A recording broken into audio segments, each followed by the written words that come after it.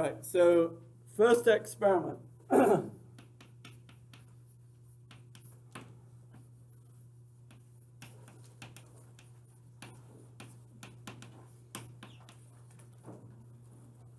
are usually, for each experiment, there are some standard take-home lessons that you need to remember. All right, so 3 hours in lab, you probably don't remember that much of it now, but there are certain lessons that you need to take home from it.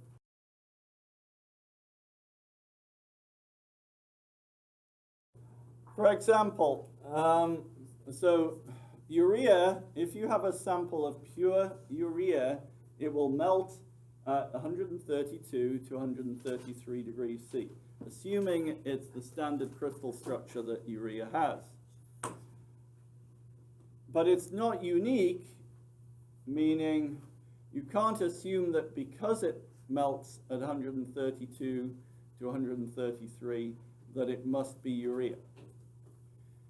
If you have a sample of urea, you know its melting point, but if you know the melting point, you don't know always that it's urea. For example, I think there's a compound called mandelic acid which has the same melting point. How could you tell them apart? Use mixed melting point. This is the idea that, well, I'll get to it in a minute, but if a sample is impure, then it will have a melting point that's lower and broader. So if I have an unknown sample and I mix it with some pure urea, there are two possibilities.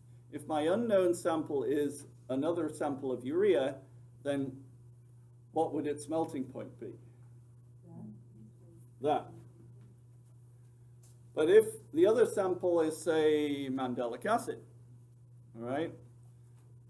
So I suspect it might be urea, but I don't know. If I mix mandelic acid with urea, what would the melting point be? Lower and broader. So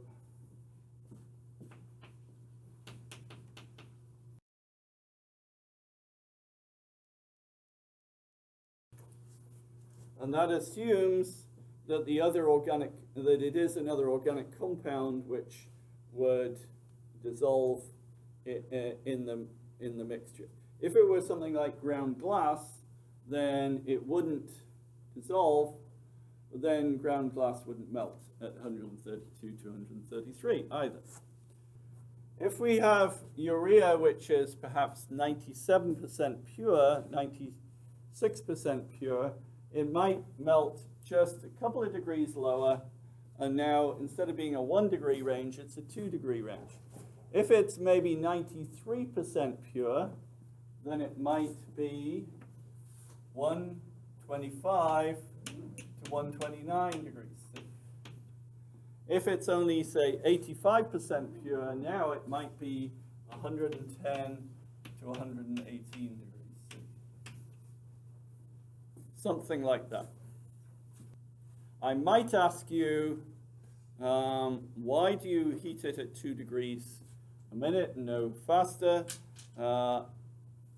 That's because if you do it too fast, the apparatus isn't measuring the true temperature. The temperature is shooting up faster than it can keep track of the temperature of the sample. So the sample temperature may not be reading the same as the thermometer. The other thing is you don't want to put too much sample in. If you put, say, 10 millimeters of sample in, like I've often seen, instead of the 2 to 3 millimeters that I say you should use, it takes a lot longer for that big sample to melt. So again, you'll get a false range. So melting point range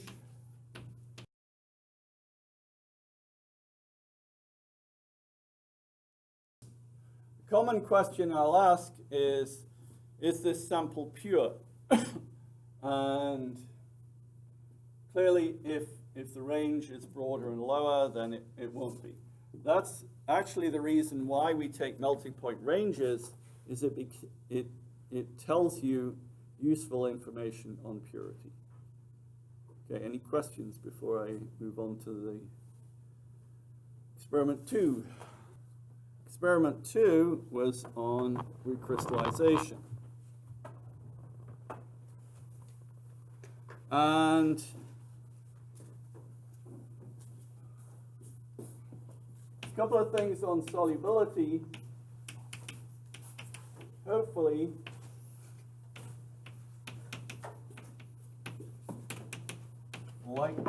you remember, light dissolves light.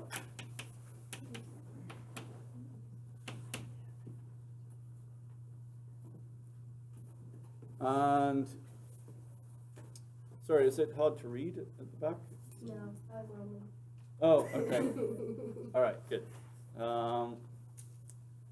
Not good that you're lonely, but good that people can see. So what do we mean by like here? We're really referring to polarity.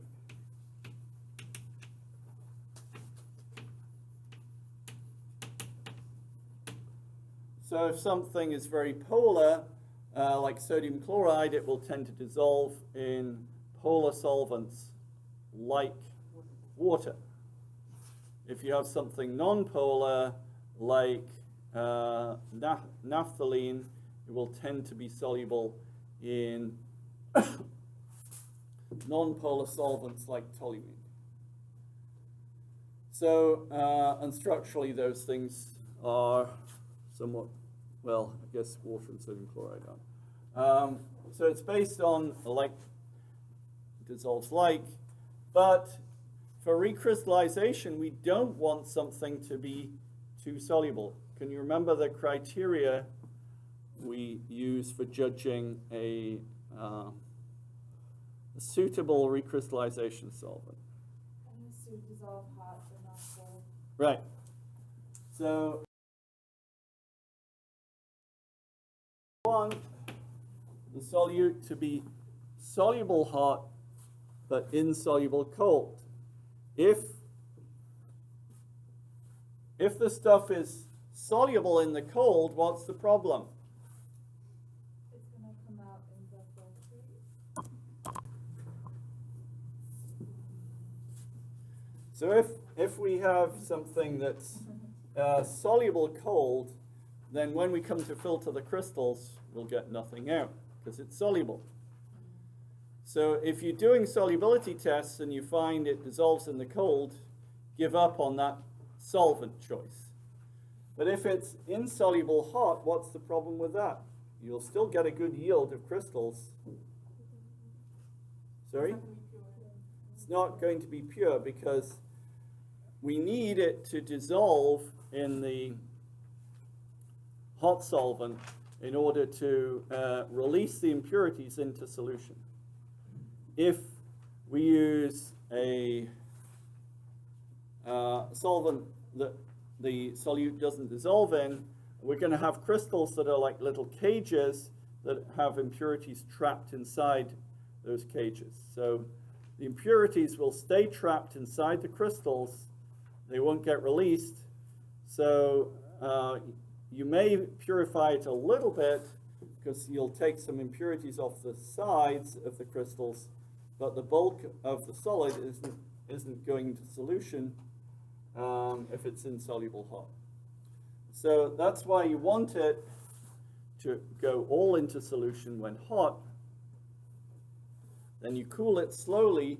So if you cool it too quickly, in effect what you do is you just close the prison doors very quickly, and you'll often trap some impurities inside. If you let the crystals build slowly, they build in nice straight lattice with no impurities in them. So if they're too alike, it'll be soluble in the cold. If our solvent is too unlike, it'll be insoluble hot. So we want something that's somewhat alike, but not too like. we couldn't recrystallize naphthalene from toluene because it's too soluble. It won't crystallize in the cold. If we try recrystallizing salt from water, we'll just get a salt solution. We have to find something that's in between. So I call this a Goldilocks solvent.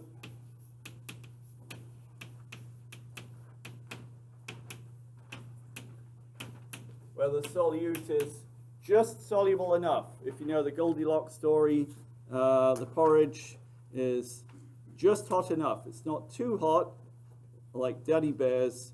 It's not too cold like baby bears. It's just right like mama bear's porridge. Okay? Same idea with the solvent. It needs to be similar enough, but not too similar. Okay, so I've covered the main points. I haven't written everything on the board. So what I'd like you to do is have a go at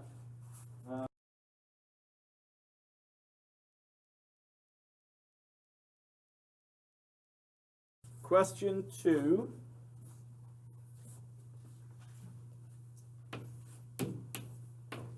And also question 3.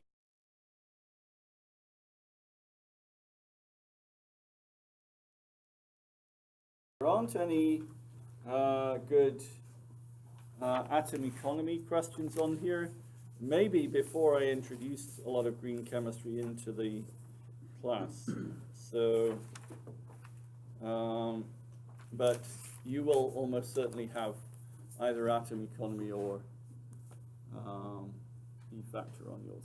So we'll just do question 2 and question 3. Question 2.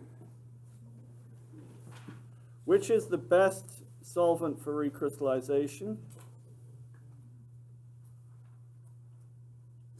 Yes? Cyclohexane.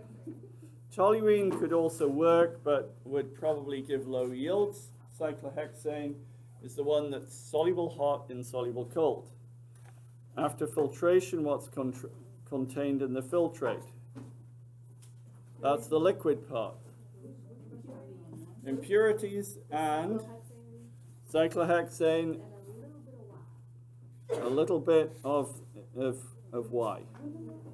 Exactly. Could you say that the substance that is used to wash the crystals is also in the filtrate? Yeah, it doesn't talk about that, but usually the substance you wash the crystals with is the same solvent that you recrystallize from. Not always, but often. So, okay, for question 3, substance X. So I went hunting for 3 things that all melt at the same temperature.